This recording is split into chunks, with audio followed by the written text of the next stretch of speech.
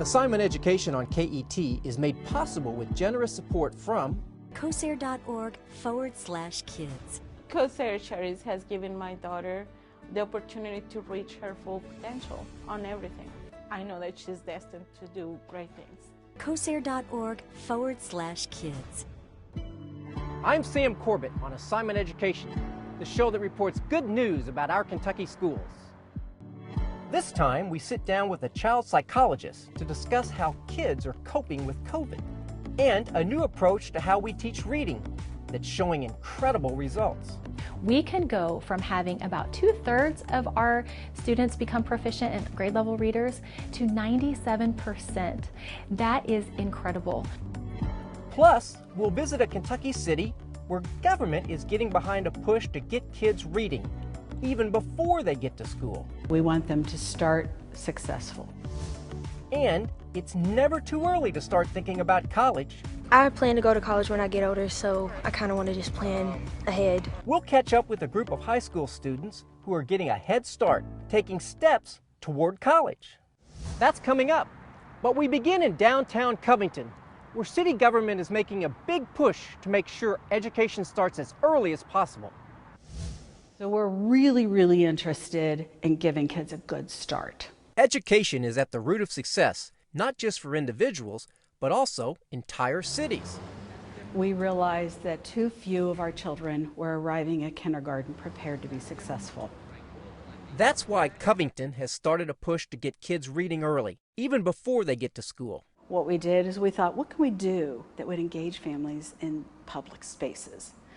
And the Passport is one of those. It is a complement to 5 walking tours throughout the city of Covington. Mary Kay Connolly is the director of the Read Ready Covington Early Literacy Initiative, a public-private partnership that's turned downtown into a scavenger hunt for letters and words. Each one of those tours is A through Z, and it has a word on it, has a picture, and it says, you found a word, go find more.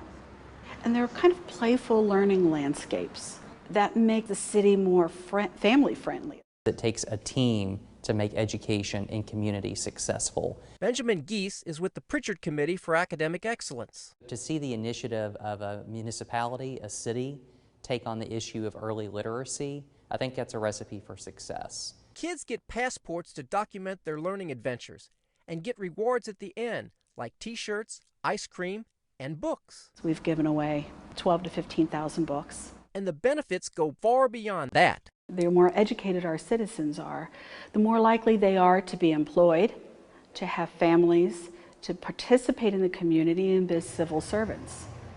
A business looks for, when it's looking to invest in a local community, maybe to uproot and move their corporate headquarters or factory, manufacturing jobs, whatever it may be, they look for the educational attainment level of its citizens. We want a strong workforce. We want people to want to come to Covington, Kentucky and live here. Everyone agrees learning to read is key to early education. But when it comes to how we teach it, there are a lot of opinions about what works best. We're here today with Dr. Maggie Wright, who specializes in working with children with learning disabilities. Dr. Wright, thanks for joining us. Thank you for having me. Now, we chatted earlier, and I understand, obviously, reading is fundamental to learning, to school, to really everything we do. And yet, you were telling me the science shows that the way we're teaching reading in many, if not most of our schools, may not be the most effective way to do it. That's correct. So the way that we are teaching reading in the vast majority of schools in the United States is based on a theory that was debunked after several decades of research showed that it does not work for about 1/3 of kids. And that 1/3 of children is not achieving grade level reading skill. In simplistic terms, for me as a grandfather, describe to me what doesn't work versus what needs to be done. Sure. So we'll just do a little bit of a history lesson in how we have taught reading over the past century. There is a approach that is called phonics. Most of us have heard of that and understand what that is. And that's the idea that we need to teach the letters and their sounds and then use that knowledge to decode and read words. Phonics really went out of favor around the 1980s, and what came in its place was called whole language. And whole language is based on a theory that kids don't need to be taught the letters and their sounds so much as they need to learn to identify words based on how they look, and using different context clues and semantic cues. So for instance, by reading the passage, if they come to an unknown word, they might be able to guess at what that word is, or use a picture clue. And the idea in that theory is that kids will learn to love literature and become natural readers without learning the skill of applying phonics. The proponents of that theory think that teaching phonics is boring for kids and that they won't love reading if they are taught that way. In fact, what we know now through 30 years of scientific research conducted by cognitive scientists is that theory is completely false. It's been debunked over and over, yet it still remains in our educational institutions, and it's the curriculum that most teachers are taught for early elementary education. So is the solution a combination of the two styles? So that's been tried now. That's called balanced literacy, where the whole language approach is being balanced with a phonics lesson, and that is still not working. We are still seeing that 1/3 of United States fourth graders are not reading at proficient or grade level.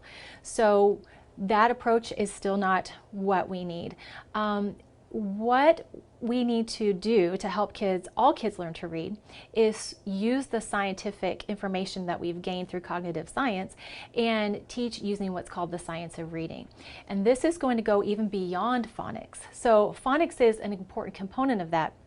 But the science of reading is telling us exactly how kids learn to read, what the brain is doing when it's reading, and we can use that information to develop curriculums that teach those skills to the kids. So if I'm a parent or a grandparent or a guardian of a elementary school child, how do I know, what questions do I need to ask of the teacher in the school to make sure that strategically my school is using these best strategies? Sure. So you can start by just asking the teacher what type of curriculum they're using. See if they know the answer to that, and they may not. That's okay. A lot of times curriculums are purchased by the school district and provided to the teachers.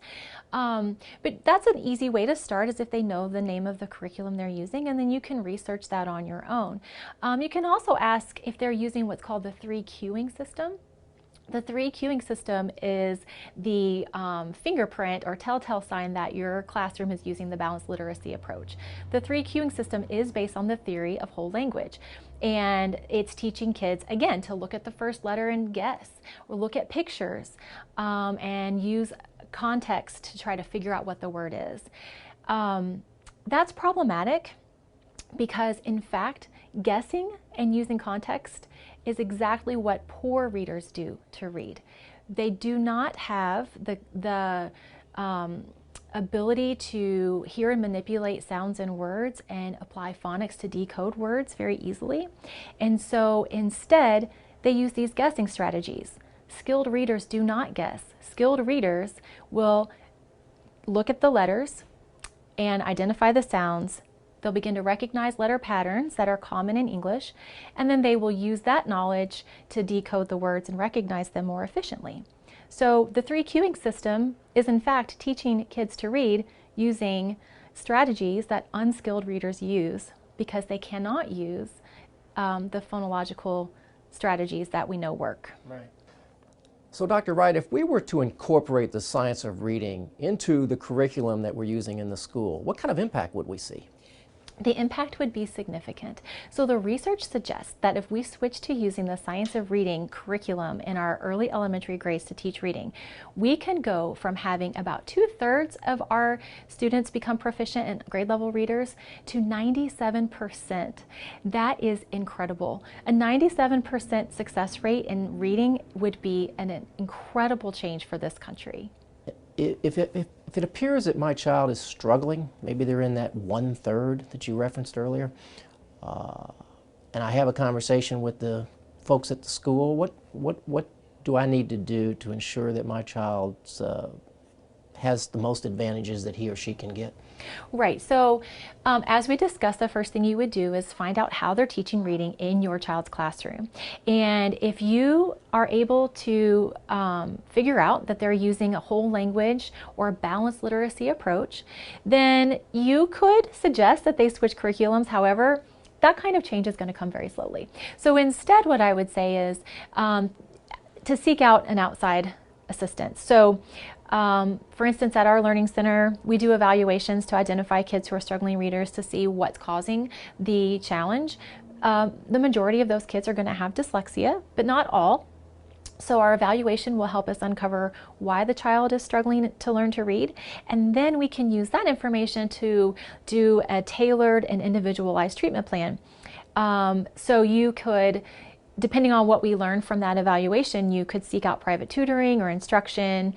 Some parents can even do the intervention themselves at home and help their kids solidify the skills that are necessary to become a good reader. Let me change directions with you for just a second. We're unfortunately about 1.5 years into this COVID situation that the whole world's been dealing with. What impact have you seen with the children that you work with as it relates to the social emotional impact versus the academic impact of living through these times that we are with COVID? Sure. So we are seeing across the board a significant increase in kids and teens with anxiety and depression. And we are finding that kids are reacting to the social isolation. So especially teenagers.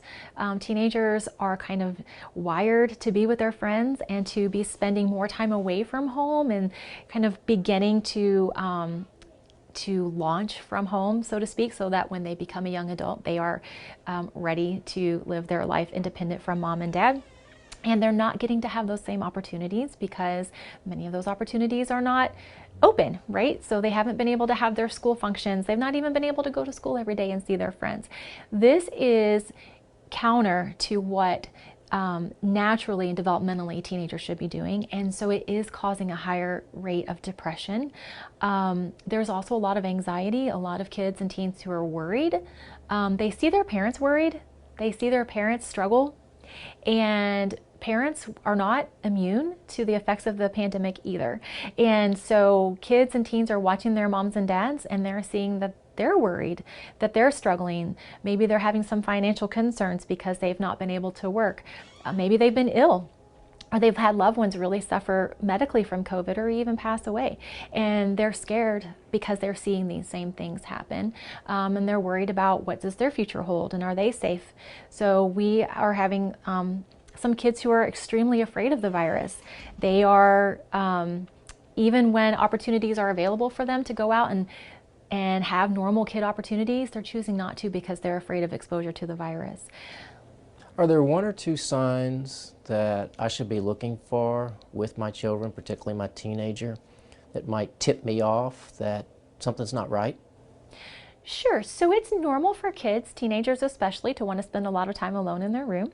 But if you notice that your teenager is more isolated than is common for them, so you'll want to check in on them and see how they're doing. It's okay to ask directly, are you having depression? Are you feeling more sad? Do you feel hopeless? Do you feel isolated? These are not things that will plant that into their child. If they don't have those feelings, they'll say, no, mom, dad, I'm okay. I don't have that. But if they do, they'll feel like you've noticed, right? And they'll be more likely to talk to you about it.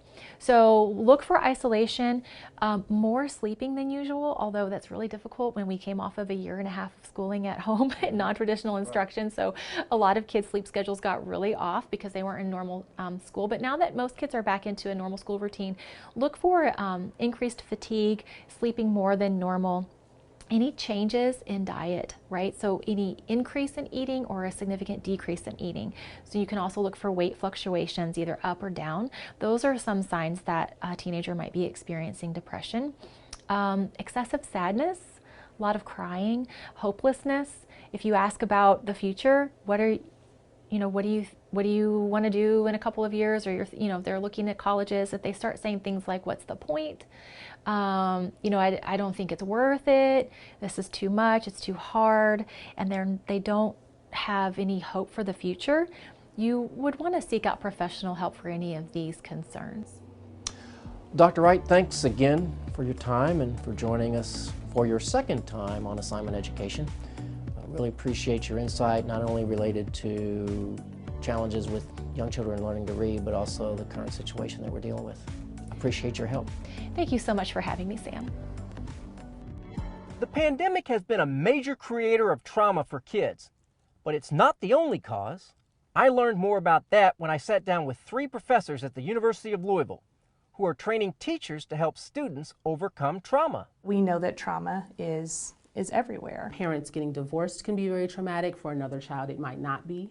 For another child, growing up in an impoverished situation, or being in a community where there's a lot of violence, or in a household where there's violence. Chantel Crosby is an associate professor at U of L's School of Social Work, now collaborating with the School of Education, teaching future teachers how to recognize trauma and what to do about it. We know a lot more about the impact of trauma now than we ever have. I think we knew that there were these really difficult and challenging social and interpersonal issues that young folks were dealing with.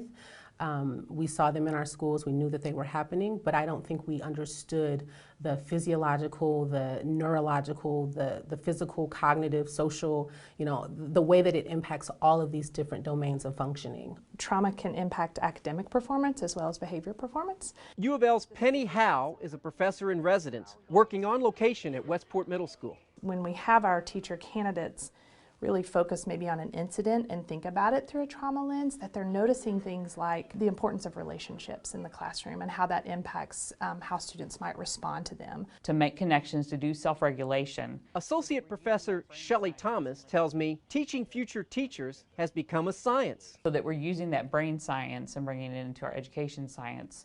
Actually thinking through ways to address the trauma you're seeing rather than being punitive or just punishing behaviors that you're seeing.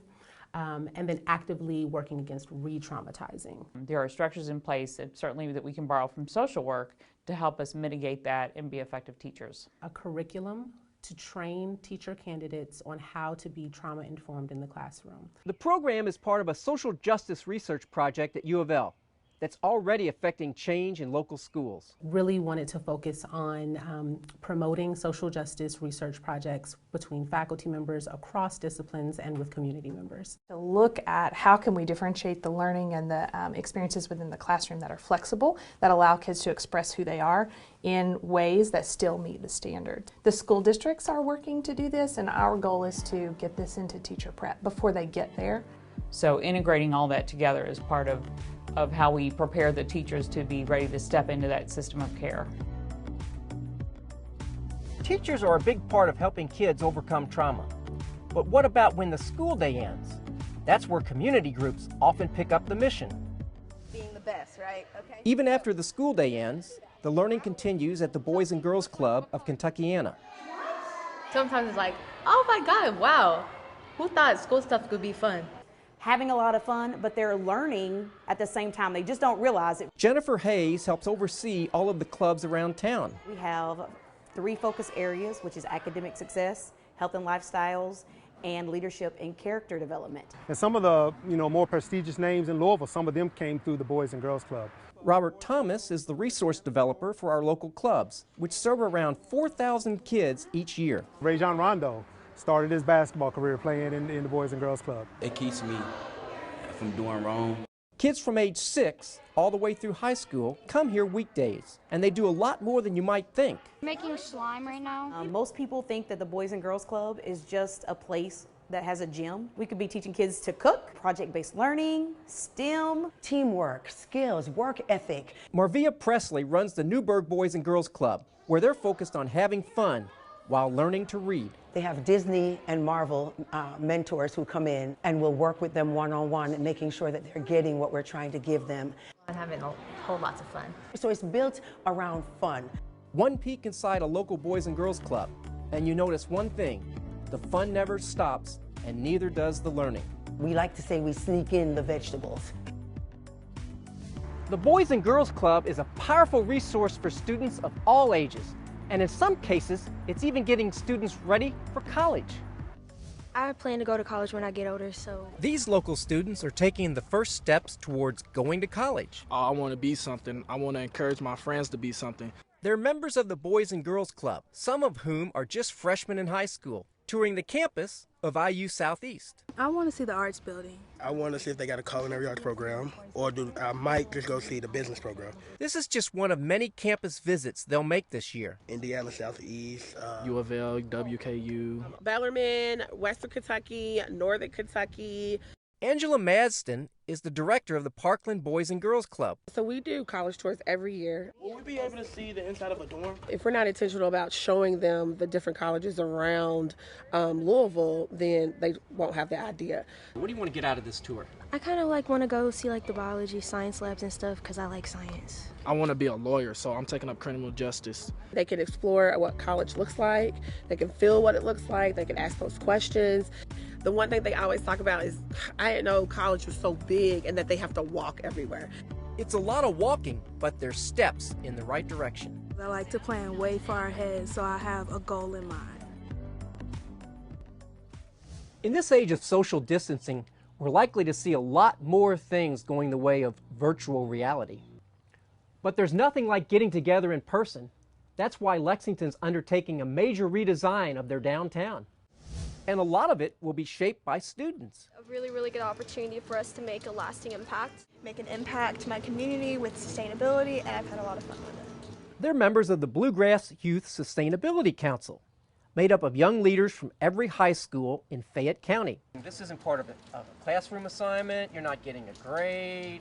The BYSC is involved in several environmental projects across central Kentucky, including one to help create a new downtown park that highlights Lexington's underground Town Branch waterway. Lexington was founded on Town Branch. Right over there in McConnell Springs, and these 3 or 4 people were camping on the side of it, and they just received news about the Battle of Concord and Lexington, which started the Revolutionary War, and they decided to name the area that they were camping in Lexington after that battle.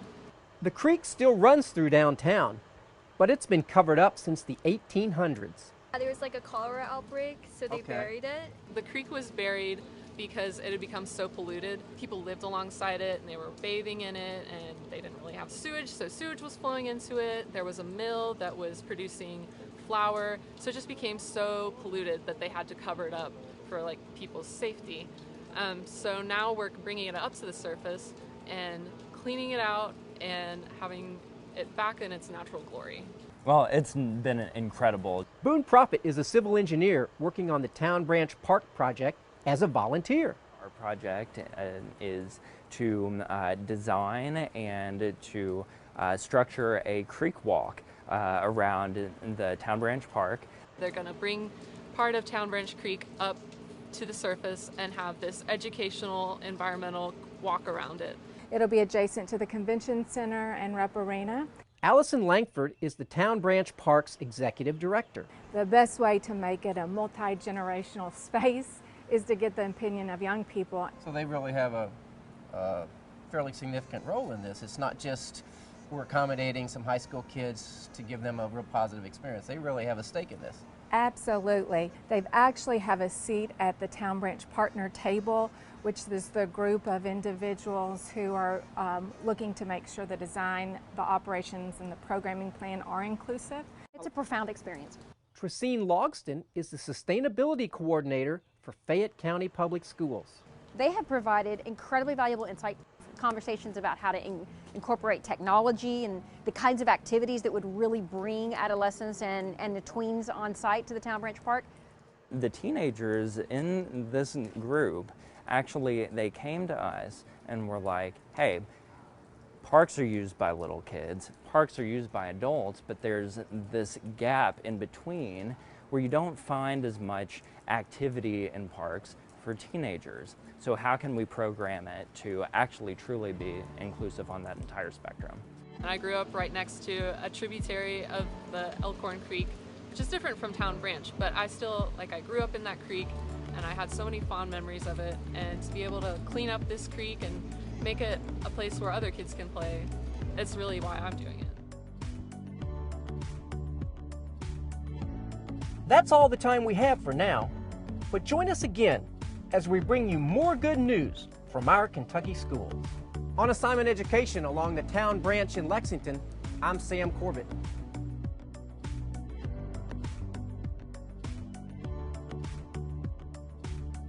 Assignment Education on KET is made possible with generous support from COSAIR.org/kids. COSAIR Charities has given my daughter the opportunity to reach her full potential on everything.